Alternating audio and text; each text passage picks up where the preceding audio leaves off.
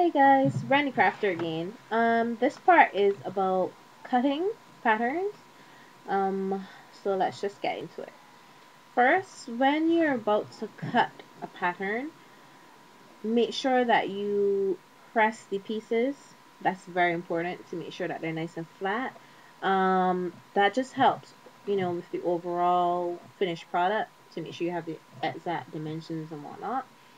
Um, Number two, pin the pattern to the material to either cut or mark the pattern more accurately.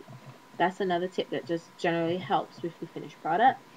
Number three, when in doubt, cut the pattern bigger. It's easier to taper a dress or whatnot or a piece of fabric than it is to add a piece of fabric. Because if you cut it too small, you're going to have a problem and it's going to be really, really hard to fix that. So just make sure you cut it bigger. You can always decrease the size of something than it is to increase the size of something. Right. And also this little trick, some of you may have thought of it and some of you may have not thought of it, but this is really, really cool. If you put on weight, like all of us women do at some point in times of our lives, you can always swap out the material for something stretchy. Now, if you have a dress like this that I showed you in the other video, this is more geared towards cottons and twills and stuff like that.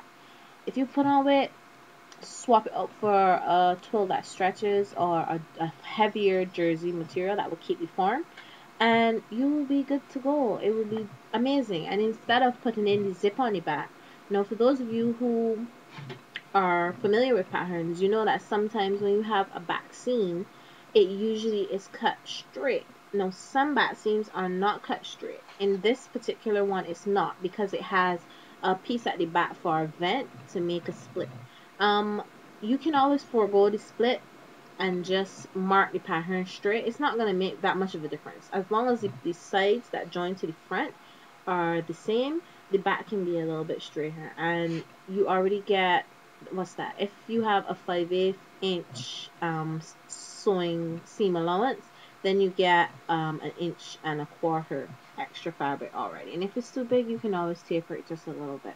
So that is something really important, and it's a helpful trick because I have had patterns I have some that are probably more than 5-6 years old and they're kind of small, so I would just take the pattern and make it out of something stretchy, and that works like wonders for me. So this video is a little shorter, and if you have any other suggestions or anything, post them below. It's always cool to share your ideas or your tips or your tricks or anything like that.